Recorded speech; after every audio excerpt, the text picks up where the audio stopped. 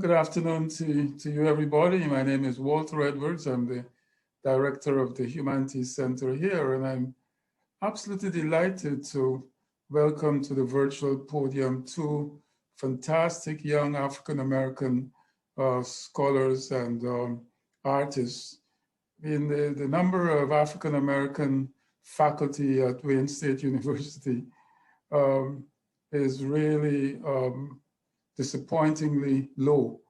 And when we have two young, bright, eager, talented African Americans who are very Afrocentric and are courageously carrying out the task of promoting and supporting and encouraging um, Black young people to be proud of themselves. This is absolutely great. So I'm delighted to welcome them, and I'm hoping that many people from across campus come to hear this talk. Um, Belisa Charnel Hines is the assistant chair, co-artistic director of the Black Theater and Dance Collective, and associate professor at Wayne State University's Theater and Dance Department. She attended NC Agricultural and Technical State University to get her BFA, and the University of Missouri, Kansas City to get her MFA. And she is a certified teacher of the Michael Chekhov technique from the Great Lakes Michael Chekhov Consortium, an organization in which she proudly holds the position of teacher associate. Her academic research profile is in the area of performance and theater of the African diaspora and social change. She has presented workshops and presentations throughout various universities in the United States and regional and national conferences within this subject area. She was awarded a grant from the Michigan Humanities Council for her year-long project, Detroit 1967, Page to Stage. It allowed her to use Dominique Morisot's play Detroit 67 as a way to teach high school students about the Detroit Rebellion. Currently, her research, both practical and theoretical, is focused on deconstructing, that is, decolonizing the performance arts. She continues to use her passion and current research to create a more inclusivity and equitable change within performing arts programs. While in Michigan, her directing credits include Mr. Joy at Theater Nova, Resisting at Theater Nova, A Song for Coretta, A Raising in the Sun, Harriet Jacobs and By the By, Meet Vera Stark, Colored Museum, Venus, and many others. Also, she has directed numerous productions and performances, various one-woman shows that deal with social issues that encompass domestic violence, healthcare, empowerment. In addition, she is executive director of Unified Productions, a theater and media company that engages the community through social justice. Their motto is engage, create, and empower. Our co-presenter today is equally dynamic. He is Dr. Ras Miki Courtney. He is a cultural conduit who uses edutainment to spread universal understanding to global communities. Dr. Ras is co-founder and CEO of For I'm a Versatile Entertainer. The kind of acronym is FIVE. He holds a BFA in dance from UArts in Philadelphia, an MO in ethno-choreology, and a PhD in arts practice research from the University of Limerick in Ireland, where he was a guest lecturer at the Irish World Academy of Music and Dance. His research and doctoral thesis entitled Bridging Horizons, Embodied Cultural Understanding through the Development and Presentation of Ethio-Modern Dance explores his movement practice as a main methodology and embodiment as a central theoretical underpinning. His most Ethio-modern dance productions are Ungosa One, Ungosa, meaning one tribe, which was produced in the United States in 2020, Common Threads, which was produced in Ethiopia in 2016, Yebona Alem, meaning a coffee house, which was produced in Ireland in 2015. Dr. Ras has facilitated student-staff exchange between the University of Limerick's Irish World Academy of Music and Dance and Addis Ababa University Jarrett School of Music to foster future academic collaborations between these institutions. He also served on the board of directors for the Dance Research Forum of Ireland and the African Irish Chamber of Commerce.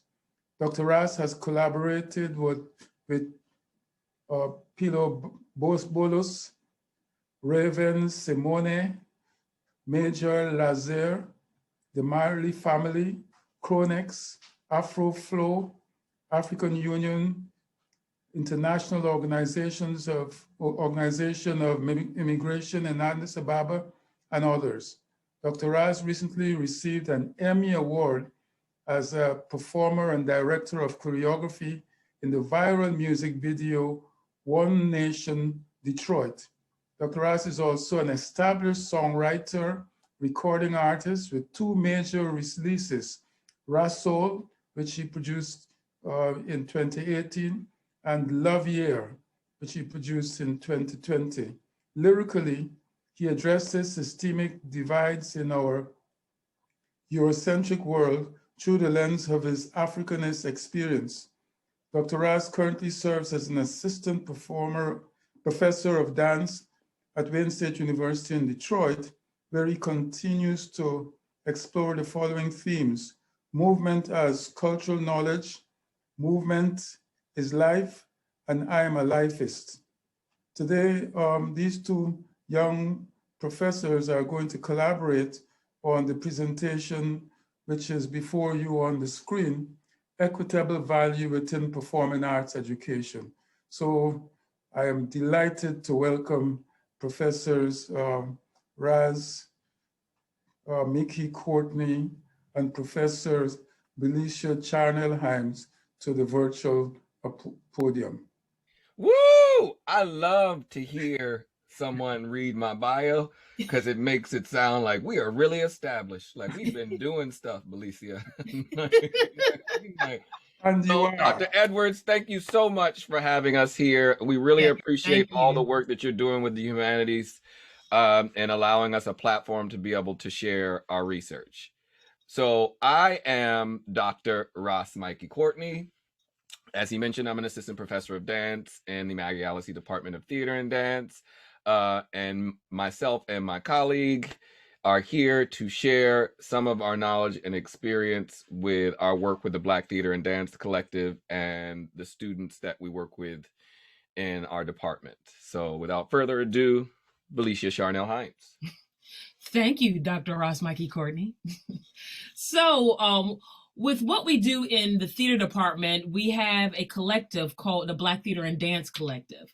And in an effort to cultivate Wayne State University as a leading institution that develops scholarly work of underrepresented artists in theater and dance, we aim to create pedagogical methodology that will integrate various theater and dance techniques through the lens of the Black experience. Because why not? It's Detroit. Detroit is the Blackest city in the nation, and these things need to come out of Detroit. So go ahead. I pass the mic to you, Dr. Ross. So as directors of the Black Theater and Dance Collective at Wayne State University, our aim is to provide students within our program with a well-rounded perspective of the value of Africanist aesthetic within the performing arts education. And we'll be talking a lot more about the reasons why we think that that is so important. And it's not just because of the Black Lives Matter movement that happened in the summer of 2020.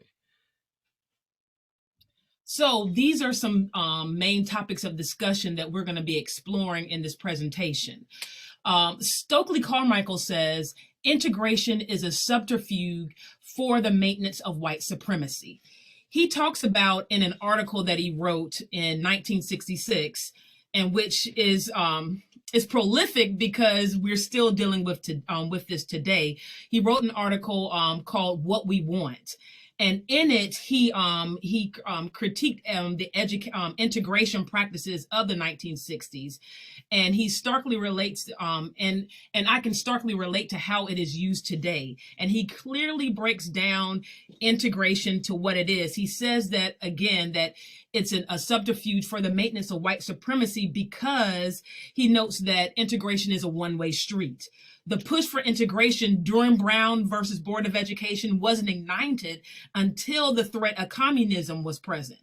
So basically, because of people was in fear that the United States would be communist, then they were like, okay, let's put Black people in white schools, and they'll calm everything down.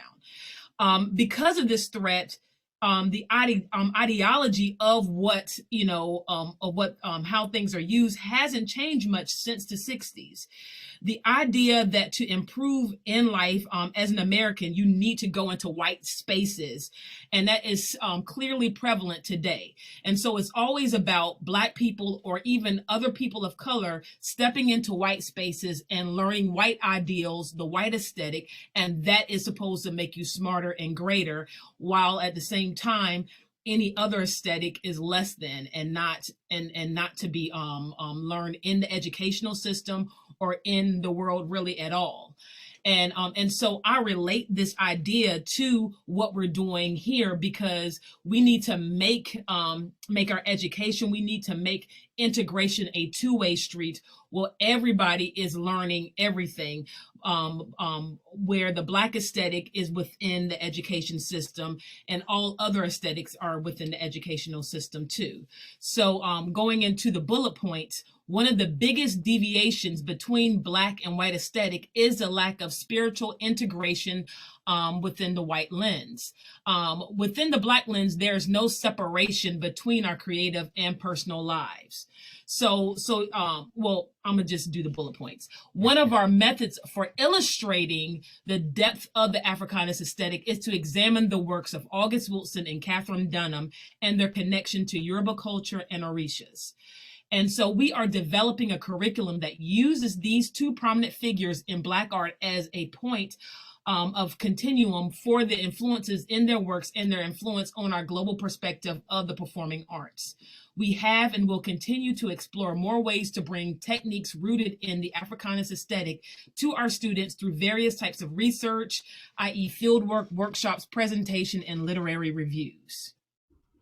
Give thanks, Belicia. So now just to talk a little bit about Black and Africana aesthetic and our perspective on it. So whiteness overtly and sorry. Go back. Thank you. So whiteness overtly and covertly pervades the texts and linguistic structures and those whom do not share a white lineage or hue or decentered, misaligned and exiled from the theater history that they rightfully co-constructed. So this is a really poignant quote that really addresses the fact that oftentimes when we think about the constructs that exist in the world, we don't really acknowledge the fact that Black or people of African descent were involved in constructing and were part of fortifying the foundations of most institutions that exist in the world that we live in. And educational institutions are no different. So for us, looking at the Africana and Black value, we have to really look at how we're going to give more added value to this particular cultural disposition. So in order to do that, we have to then acknowledge colonization. So to decolonize or deconstruct our curriculum, or deconstruction of our curriculum, is a way of addressing the perceived failures or inequalities that we have recognized within our institutional learning. And we talked a little bit last Friday about the perceived failures that are oftentimes attached to the Black experience. So in order to really deconstruct or decolonize, we have to really first examine what is of the colonizer. So this sense of self, not only in your present moment, but also your heritage, is a big part of that understanding, and being able to separate certain aspects that aren't necessarily of your own cultural disposition. So the Black Theater and Dance Collective is not about isolation. We are about integration and collaboration. Yep. Africana aesthetic is not equitable to European aesthetic. These are facts. This isn't just some theoretical, hypothetical idea or concept. These are the facts. You just have to look at them and it's easily visible. We aim to promote what's not there. So not only are we promoting our own cultural experiences of being African Americans and growing up in this environment, we utilize the Black Theater and Dance Collective to also promote things of the LGBTQ, things that deal with gender equality and all aspects of social justice. So even though it is known as the Black Theater and Dance Collective, you do not have to be Black to be involved. It's the same thing with Freedom Players, which is our social justice theater ensemble that's housed within the Black Theater and Dance Collective, and with Tosangana, which is our Africana dance company. So we can't blame the students for not knowing if we're not providing them with the information. So we, as knowledgeable people of this fact, want to be able to provide information and access to information that the students can identify with in relationship to how they see themselves culturally, as well as other aspects of their life. So we need more balanced scale of Eurocentric and other aesthetics within our studies. And this is something that we are pushing towards. We have to reconstruct the foundation, not only in our department, but also in our institution and beyond. So these are our goals. We starting with our students and the people that we're working with in our department, but we hope that a lot of the things that we're able to implement will trickle over and expand into other departments and other schools, and then also beyond the university setting. So, Yoruba in August Wilson and Catherine Dunham. So these are two main theologies, prolific people that we really hone in and stem from. We have used these two people within our pedagogical approach to teach what the things that we are teaching within theater and dance. Specifically, like with the use of orishas with characters in the August Wilson's plays. So I would use some of the orishas that are presented that represent, maybe like if we go with oil representing wind, and using that to create a more well-founded character. I'll pass it on to Dr. Ross to talk about Catherine Dunham. So, and aligned in the same sort of way, I think it's really known that Catherine Dunham had done a lot of research into Orisha practice and was initiated while she was in Haiti into an Orisha practice there. So for us, it's important that we can draw those influences out in how we engage with sharing information about Catherine Dunham. And one of the things about August Wilson and Catherine Dunham is that we've created a continuum, which we mentioned before, where August Wilson and Catherine Dunham are 2 points on this continuum of Black Africanist aesthetic and performance art. So we're looking at the things that have influenced artists and playwrights like Catherine Dunham and August Wilson, but also looking at how they have influenced other artists and other playwrights and other people that have come after them, and looking at that lineage and that connection. So Catherine Dunham integrates movements and ideologies from her own Orisha practice into her technique. And so we've been exploring not only these two particular prominent artists, but also artists that would be associated or affiliated with these types of artists as well.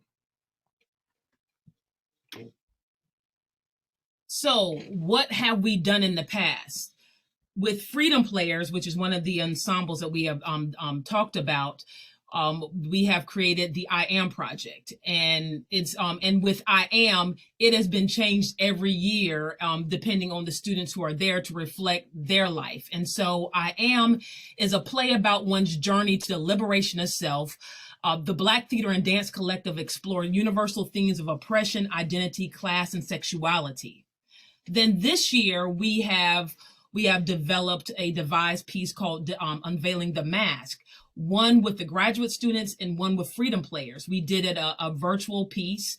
And so then you could see it if you want to, with developing, with still honing on identity. Unveiling the Mask was derived from the idea of Paul Laurence Dunbar's poem, We Wear the Mask, because we wear that mask that grins and lies, that hides our cheeks and shades our eyes, that this mask that you have to walk around with smiling and making sure everything's okay, but really no one really knows the inner pain and the things that are going on inside. So with this show, it was about unveiling those things that we hide on a day-to-day basis. And so with many of them, like all these different things that they hide, whatever that may be, that they brought forefront and created monologues and scenes with that. Colored Museum is a play that was produced a few years ago that deals with the basic premise is the setting is a museum, and through this museum it begins with all the from the Middle Passage all the way to the present of the Black experience. And what was really, unfortunately, there was an unfortunate, memorable thing about it is that when this play was in the season, and it was in the season in the Hillberry Theater, that 15% of the subscribers called and said that they opted out of not seeing the show. They wanted a replacement of another show because they felt that play had nothing to do with them. Mind you, the majority of the subscribers are white at the Hillberry Theater. And of course I was livid. That being because it was a main stage show. Yeah. It was a main stage show in the Hillberry, and usually most of the shows that end up on the main stage are predominantly white themed shows.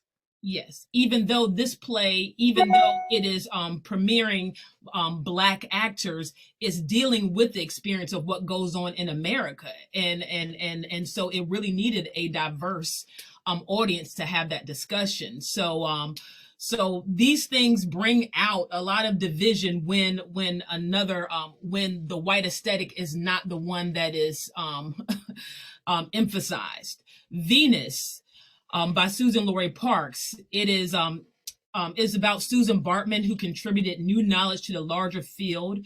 That basically she was she had a huge behind, and in the eyes of the Eurocentric view, and she was raped, manipulated. She was sexualized, stigmatized, sexualized, everything. Every type of eyes that you can name. And basically the playwright forced all races to step into the Black lens of being within a white environment. It showed the lens, the way of how Black people see how they've been viewed with whites. And so it really had a really interactive, in your face view on that, and it really made people really uncomfortable. And I like that. I feel like in theater that if you're not uncomfortable, then you're not really growing in theater. Theater is meant to challenge your way of thinking and challenge you to think further into a lot of different subjects. And so also, last but not least, the Africana Theater and Dance Practicum course explored a lot of all of these things and more, really delving into the Africanist aesthetic and allowing the students to be able to take a class that really delves into this aesthetic and exploring performance in a different way than what they're used to. And I feel one of the big reasons why we feel it's so very important to provide these types of platforms and access to these types of plays for the students is because it's not there. Like we said, we're attempting to provide the things that are not there. We're doing devised plays that help students develop their sensibility about who they are so that they can understand how to communicate who they are to other people. And within that understanding, we can then work towards that equitable value, that equitable understanding within how we approach our education and our cultural understanding. So with Freedom Players and the I Am Project and with Unveiling the Mask, all these things are pushing the students to really think about the role that they play within how we look at institutionalized racism within our environment. You have to question what role you're playing in order to change your position or be a part of the change for the better. And shows like Colored Museum is again a continuation or provoking the conversation to be had about how African Americans live within this construct and society that we live in. The same thing with Venus being told through the lens of the African American experience. It provides a different perspective for people that are not of African descent, people of European descent, to see that maybe the vantage point from which we see things is not the only way that we can view life, because reality is perceptional. Also, I had a student a few years ago say to me, a Latina student, her senior year, that she said that now in my senior year, I'm finally understanding who I am, or starting to see myself as a Latina artist. And because of the fact that as a freshman, a white freshman could step into the theater and dance program and be embraced with who they are from the beginning. So they know where they can go. They know their trajectory. Whereas for her, she was saying that she had no idea, and she was delving into things that there was no way that she was going to be a part of once she graduate, or really have an understanding of just who she is culturally as an artist. And that really stuck with me, because it's a problem. It's a problem that we bring these students of color into a program, and then we have nothing for them. That's a waste of time. And school is too much money, and too many loans you got to put out for you to end up graduating your senior year, and then you still confused on who you are. Now, if you still confused and this was given to you, that's a whole nother thing if it's a choice. But these things should be offered so then people can be able to understand who they are within the context of their field. And if not, then we are doing a disservice, hands down, to these students. I don't care what institution you are, if it's a white school, black school, Latina school, whatever it is. If you're recruiting other students of different races, then it is your responsibility to be able to find things that can help empower them as in whatever major that they choose to do. And we serve a really good role within the construct of our department, because not only are we doing these creative projects with the students, but myself as well as Belicia both teach technique classes. So our approach towards teaching technique, we already know that most of the information that the students are getting is through the Eurocentric lens. So we have the opportunity to really engage with the students and provide a different perspective to them about what technique actually is, and how technique does have a cultural attachment to it. So going further with some of our past and current research that we're doing on Africana aesthetic, we've been we applied for some grants with the humanities department and applied for some curriculum development grants, which we received. And we've been researching and workshopping with an artist by the name of Adam Adeola Pascal, who's originally from Trinidad, aka Shango Island, with his Oribata technique. And Oribata technique is an Orisha movement practice for the theater arts. And it's his own theater practice that he's developed, where he essentially is looking at how to strip away the religious connotations of the Orishas and really just look at the characteristics of the different deities, of the different Orishas, and how these characteristics can influence the energy or the emotional disposition of a performer.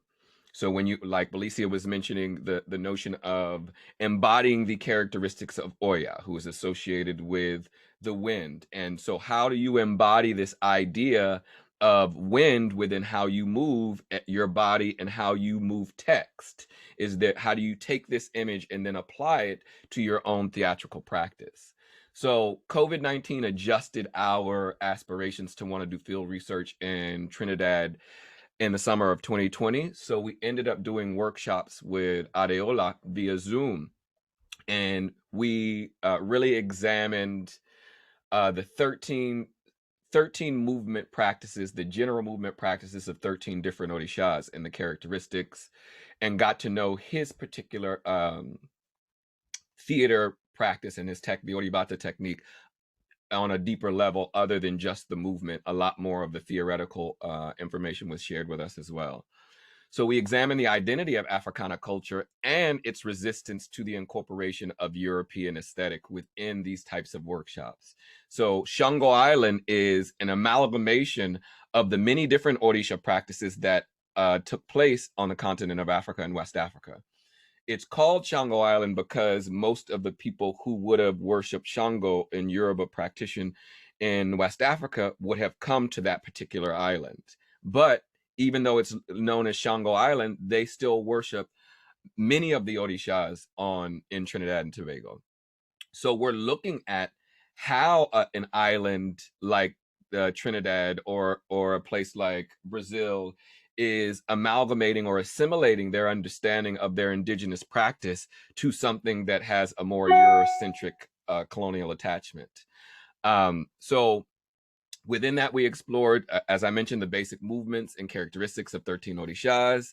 And throughout the workshop process, we were able to gain a better perspective on how we can implement this technique within our own pedagogues of theater and dance. So there's a small clip that we want to show now of us doing some of the exercises with Adeola. It's about 5 minutes, but the original film was about an hour and a half. So we condensed it down to 5 minutes. So it'll give you some understanding of what we did over the summer with exploring this technique in order to incorporate it into our own teaching practices.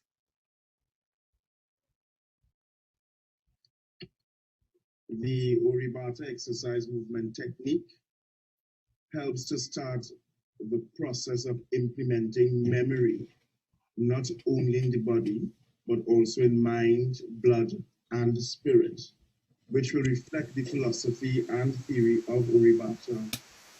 When referred to the process of information, head and drum, mind and body, thoughts and actions, this is done by placing layers of symbolism, shapes, postures, words, songs, and gestures of the Orishas, drawn from their principal elements or movement in dance onto some common basic dance movement and body exercises. This also then gives the exercise movement character and identity that becomes unique to Oribata by placing all those different symbolisms and gestures, and well, those are the aesthetics then. Through this, we could find and explore information and in somatic meditation, exercise, movement, and voice. So what I'm going to do is go through some movement within and out.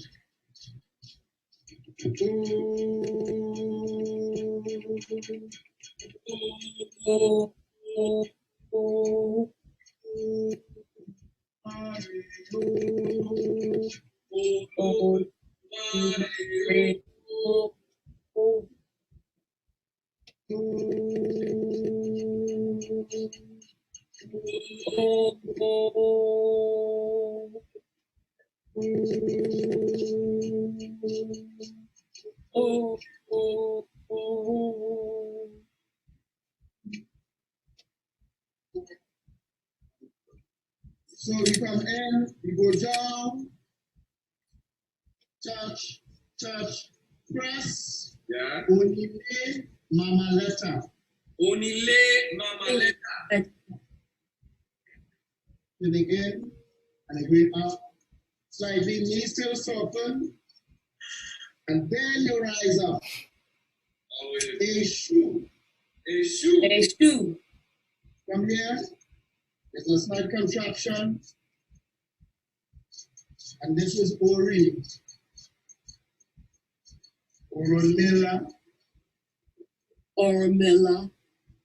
One hand of Ifa, two hands of Ifa. Ifa. Next side now. 1, 2, 3, 4. Watch.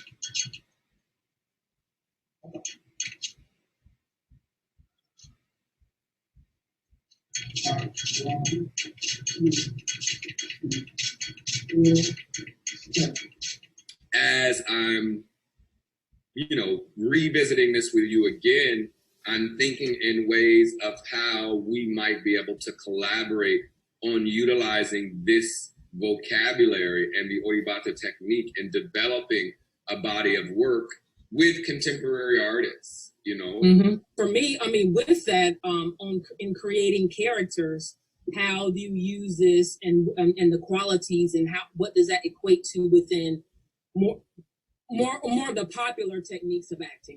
I say it that way. Yes. And so and then so the next time we could just finish off that and then go back to more of the meditative part of that whole aspect. So that is it. It just gives you a little taste of what it is. It's an embodied knowledge. We embody everything that we pass on to our students. We have to embody it and have an understanding within ourselves to be able to incorporate it and use it and be able to teach it and use it in our creative approach. We have expanded our network of practitioners that integrate the Orisha culture into their techniques, such as Jamie J. Filbert with the Kalinda technique. Do you want to talk about that further, Dr. Ross? Sure. Okay, so Jamie J. Filbert also is originally from Trinidad, and Kalinda, much like the Orisha practice, stems from African traditions. Kalinda is very similar. It's one of the mothers of the movement styles of capoeira, but it's very similar to capoeira in that it's somewhat of an amalgamation of different types of stick fighting that came from the continent. So Kalinda is a stick fighting dance or a stick fighting technique. And Jamie J. Filbert has developed her own technique as the director of the Bois Academy of Dance in Trinidad. So she's somebody that we have recently had come into Wayne State and give a symposium for Movement Matters in relationship to what her technique is about. She also did a workshop for my Intro to World Dance class. So she's another artist that we're looking to really explore and integrate more of her movement practice and her technique into our own pedagogue and our own theatrical approach towards creative process. So, and we'll continue to do this research through our field study in Trinidad, which we just got, our new budget just got approved. So we're planning to go this summer, in the summer of 2021, in August, if the borders are open. So, God willing. But, it's really just important. The reason why we are using these particular practices as modes or mechanisms or methods that we engage with in our own embodied practice and research is because they are unapologetically and authentically of African origin. And they're techniques, codified techniques that deal with things that are specific of the African culture that also can transcend that African cultural boundary and be utilized as techniques by anyone of any cultural disposition or any nationality. So we see these as ways of integrating the Black or Africana experience into the world experience without having to tell or without having to stress the fact that they're drawn from these indigenous African practices.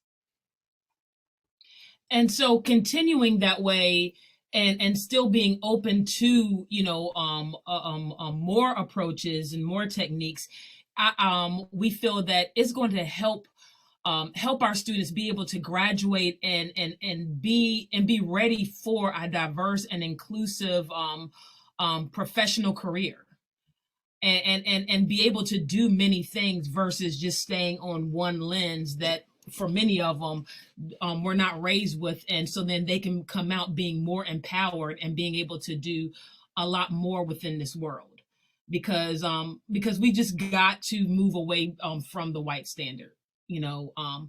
We do. And if we're gonna and if we continue the way we have been continuing, things are gonna as we see, things are destructive, and we need to work in a more collaborative atmosphere and where we are open to different modes, because if not, it just cannot continue this way. It cannot.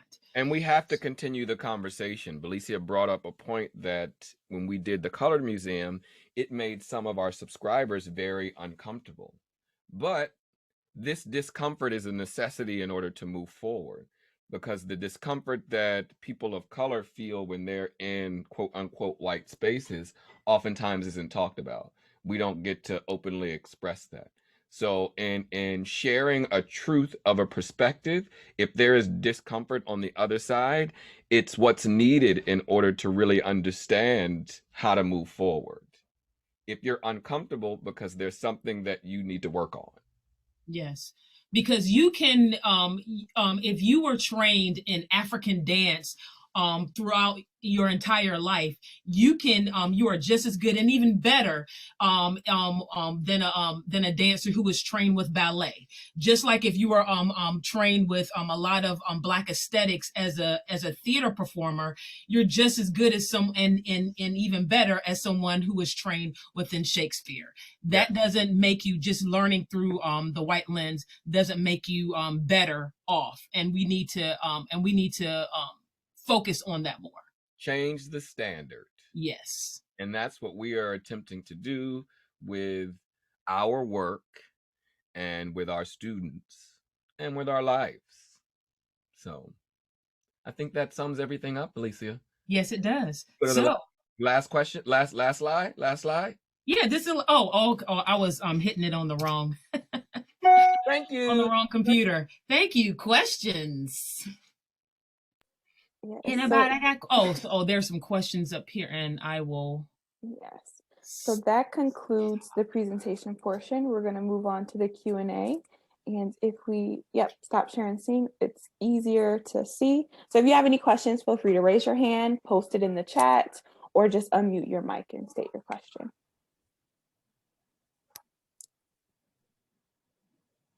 Not everybody at once. Well, Dr. Raz and Belicia, that's fantastic.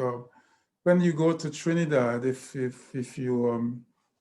have time, try to look up somebody called Maureen Warner.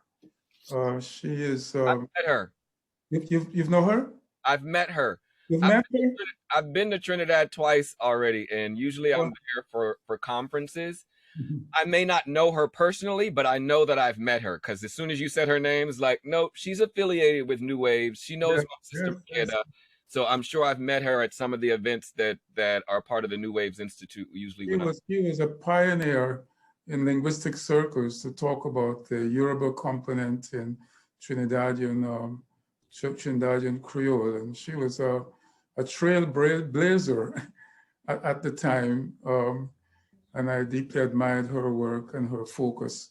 So if she's still around, she would be a good person to contact. And if you remember my name and tell her, I mean, I think she'll be inspired to help you a little bit more, because we were very good friends. Cool, great, thank you. Wrote that name down? Yeah, I did. Lisa Beth, I think you had a question. Feel free to go ahead. So Dr. Hines, I don't know if you've learned any Amharic, but Seganalo. You guys are amazing. That's as far as I can go.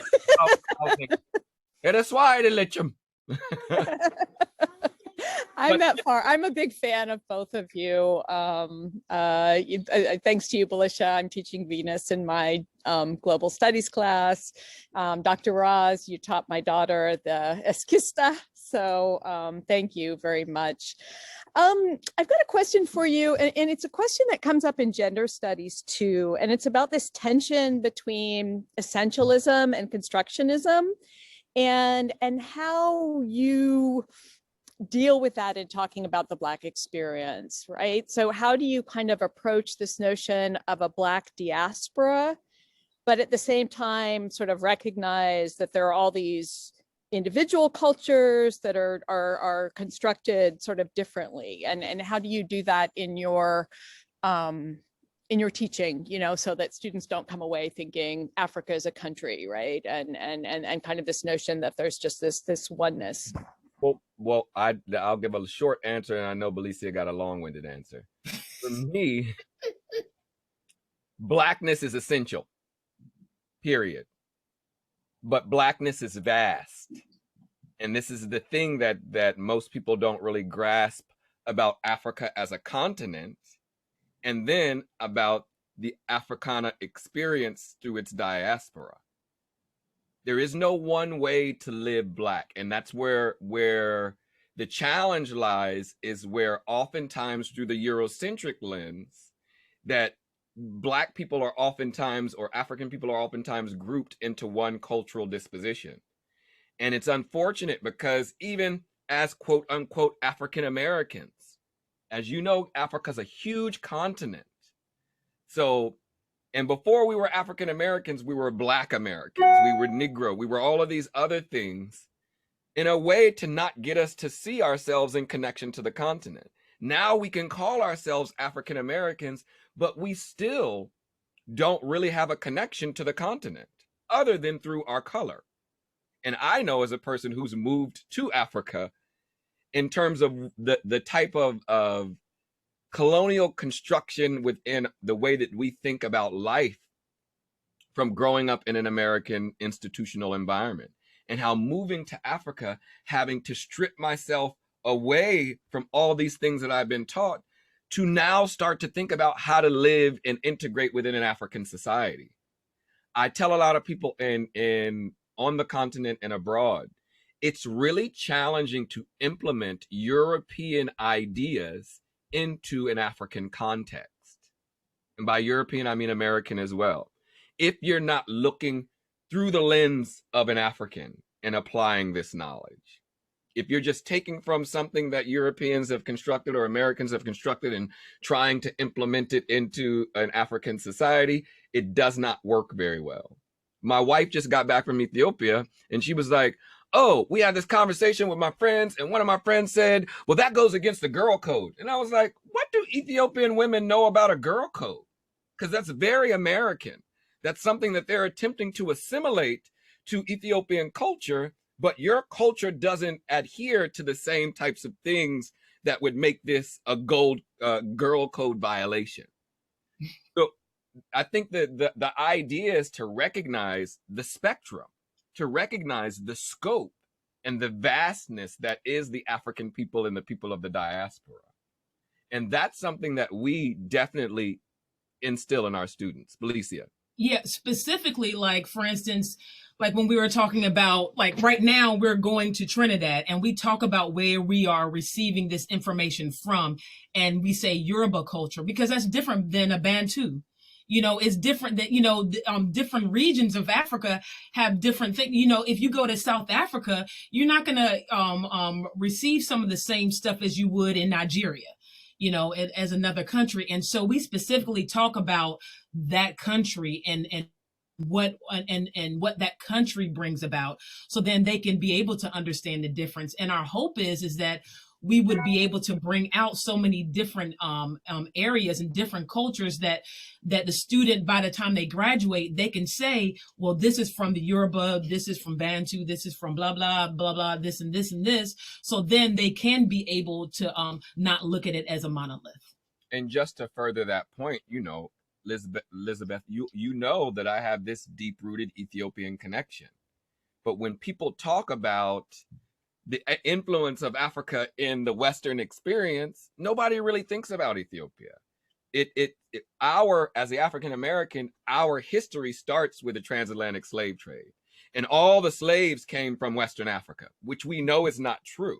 You know what I mean? So a lot of times when we're propagating the idea of Africa, we're really only focused on the Western part of Africa, you know, or sometimes Central, sometimes South.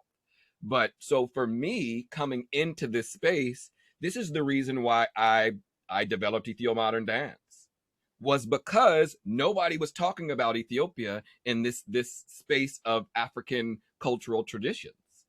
So I felt the responsibility to say, hey, what about Ethiopia? Never colonized. A legacy of 225 kings, one of the only places that can trace their lineage from Judaism into Christianity, and has influenced the whole entire world, but the world views Ethiopia as a country of famine and civil war. So we are attempting to change the narrative. It's not easy, but yeah. You have to provide the information. Yeah. You know, there is a power in knowing. And if we know, then we have to share it. And what I find that when I bring up this knowledge, all the students, white, black, Latino, everybody, they're interested. They're like, I did not learn this when I was growing up, and they get angry. I've had white kids from Macomb County, and I'm not trying to out Macomb County, but I'm keeping it real. They're like, I should have been learning this. This is, you know, my education was a lie. And I'm like, yeah, it was, you know, mine was too. And it's, you know, it's what it is. And that's why now you know. If you don't know, now you know, and bringing that up so then people can leave out of the university with the real knowledge. So. People think jazz dance started with Bob Fosse. You know what I mean? Like, and people don't know Bob Fosse's history of how he studied from Black people. Right. How he studied the isolations of Africanist aesthetic in order to incorporate that into what became the Fosse style. It's the same thing with ballet. Belicia made the mention that people that study African traditions oftentimes can be more versatile and diverse with their skill set than people who just study ballet. Because ballet is not first. Obviously, African was first. If we're accepting that the Fertile Crescent of civilization was found in Eastern Africa, and we know that humans are migratory people and we all migrated from this particular place, then how is ballet going to precede African traditions? Makes no sense. And even if you dig deep into Louis XIV, he had exposure to African courts. He had exposure to seeing how within the African tradition, the whole village is performing for the king. So he wanted that same idea. Well, why isn't my court performing for me? He saw himself as the center of the attention, the sun. All this research is there. So there is no real separation. We recognize there's no separation.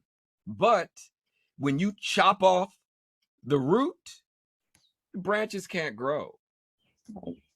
We are attempting to take it back to the root in order to change the narrative of how we're growing these trees. Yeah. So yes. Hey, Jose, yeah. You're muted. You're muted.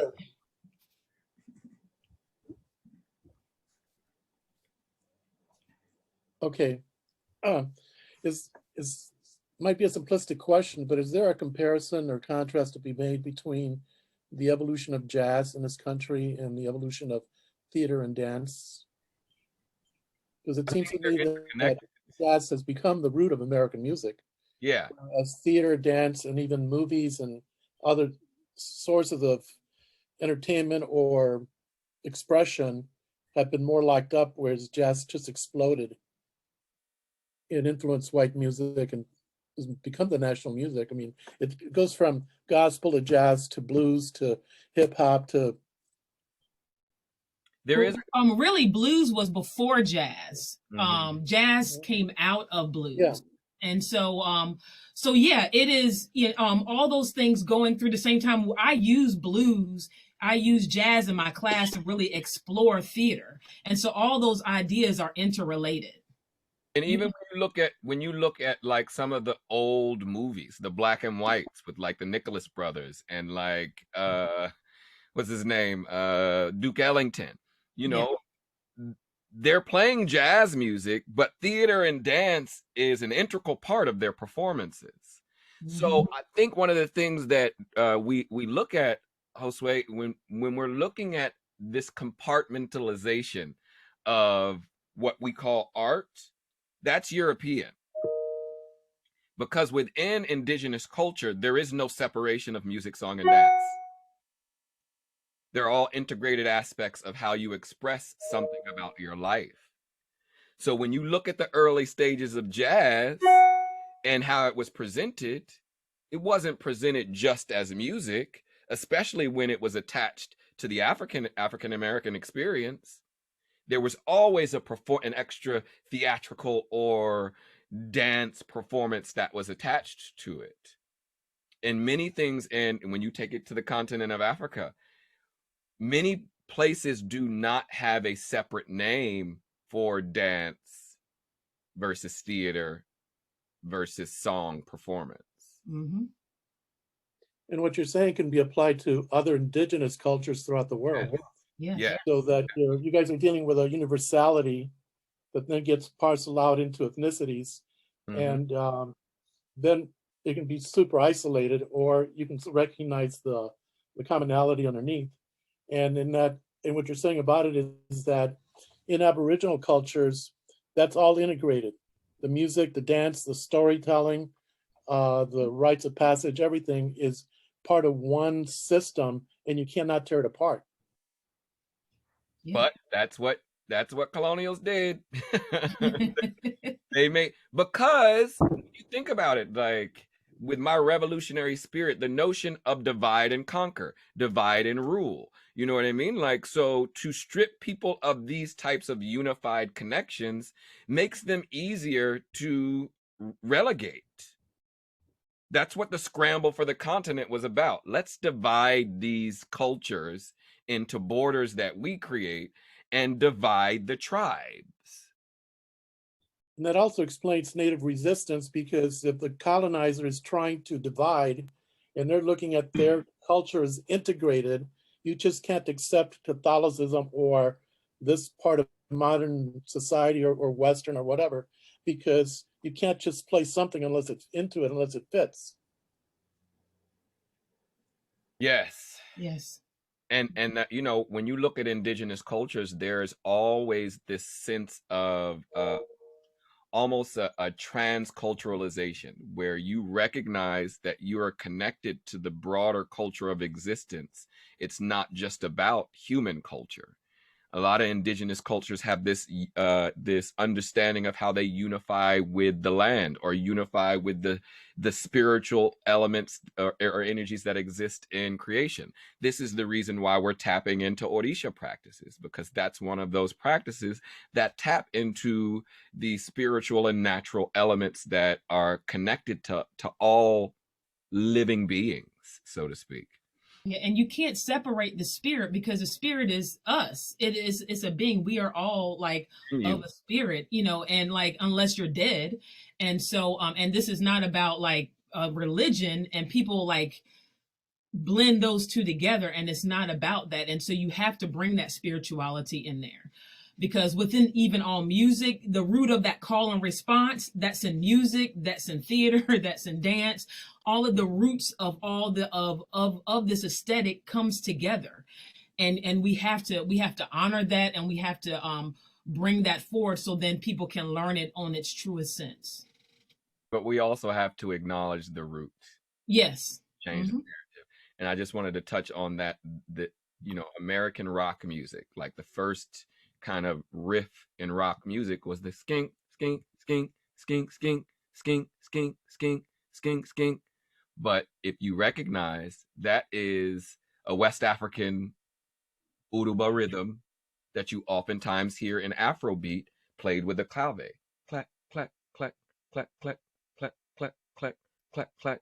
Do you think that there is some interesting correlation between the two? We know that Black people invented rock music. These types of things are further evidence of that connection, because there's an ancestral knowledge that we all carry. And a lot of those things transferred over into our practices in the West when we were brought here.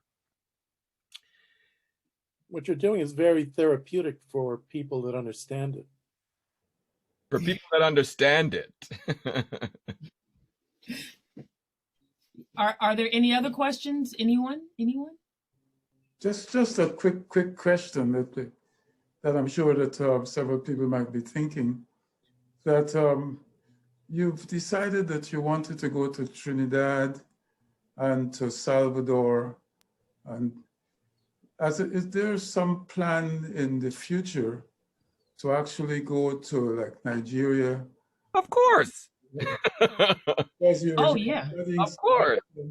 You're in Trinidad and Salvador, and even in Guyana. I mean, if you're close enough to Guyana, and there's a strong African theater in Guyana. It's just a hop, step and jump across the way. But those are survival experiences. If you go directly to Nigeria and Ghana and so on, I think it would be a good thing to do, to layer your experiences with your authentic thing. Definitely. Yeah, I've gone to Nigeria some years ago, but I do want to go back and because I wasn't focused on this at the time. I was with a choir that was performing touring all through Nigeria. And so, yes, I definitely want to go back. And so some of it just all goes into money, our grants and the funding that we receive and the connections that we have with different people in these areas. So yeah, our plan is to go everywhere. I have a question or a statement. My Orisha is Ashun, and I've spent a lot of time on the continent and the Caribbean. And so coming back, and this actually makes my head spin, because I'm in our department, I'm seen as the creative one, but sometimes I just don't have a clue on how you draw on that creativity when it's connected in an Afrocentric way. So my question to you is, do you do work with other departments within the university? I actually come out of labor at Wayne. We do. I mean, we're both humanities scholars. Blicia was last year, I am this year. So we are looking for more ways to network and integrate with other departments and other programs and other schools in Wayne State. I would love to dialogue with you more about ways in which you may be able to tap into your own life experience to be more creative in your approach towards your teaching. That's something that I've done quite a bit in secondary education. I'd love to see that happen. My director just kind of goes along with whatever I ask her to do. So consequently, I'm hoping that we can have that discussion. Email us so we can. Yeah, would love to. I will do that. Yeah, definitely. Anyone else? And therein is the brown bag experience. What happens?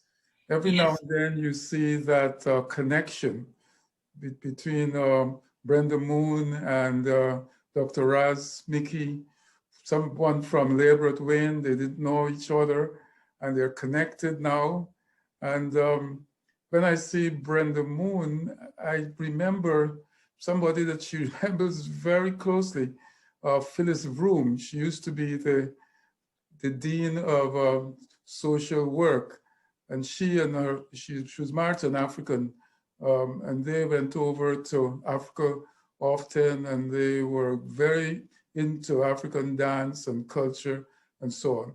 So if Phyllis Vroom was around, I would sort of ask you guys to get hooked up with her as well. So that's my brother. Yes. And I like to thank Dr. Edwards, because from the beginning, when I started with the Humanities Center. That's where I really got connected with so many different people from other departments, and he has helped me so much. So thank you, Dr. Edwards, for what you do with the humanities and getting people together, because it's not an easy thing, because it's the university is large, but at the same time, when we come together, we see how small it is and all the connections that we have. So thank you. It's no surprise since Walter is African. Hello.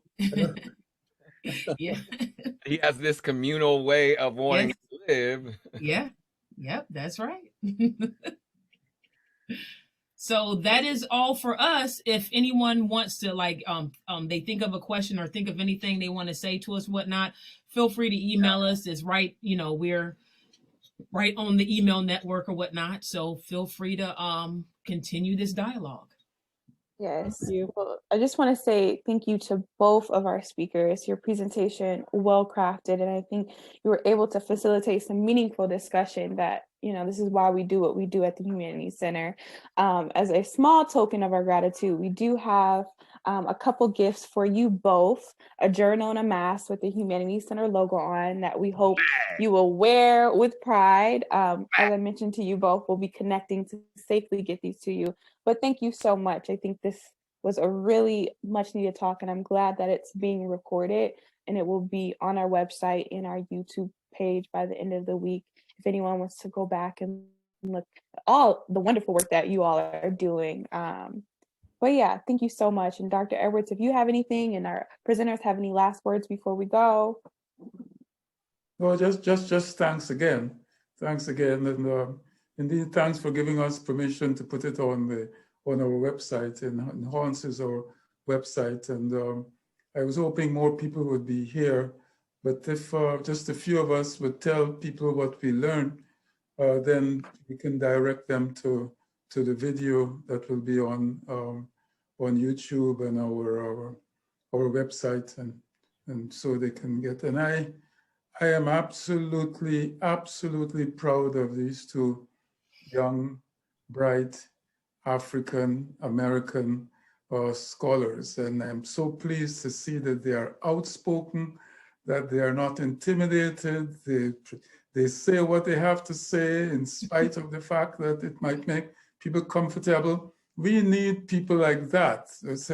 People who are not just going to only try to fit in and get high blood pressure because they are uncomfortable and they are not able to express themselves. So anything that I can do as a professor here at the university or as director of the Humanities Center, wherever I am on committees, when I get a chance to review proposals that you guys have sent in, I always say a good, strong word of support. And I hope all things will go well for you in Trinidad. Thank you so much. My final words are the same way I sign off of everything. Remember to do you, because everybody else is taken. Okay, bye-bye now. Okay.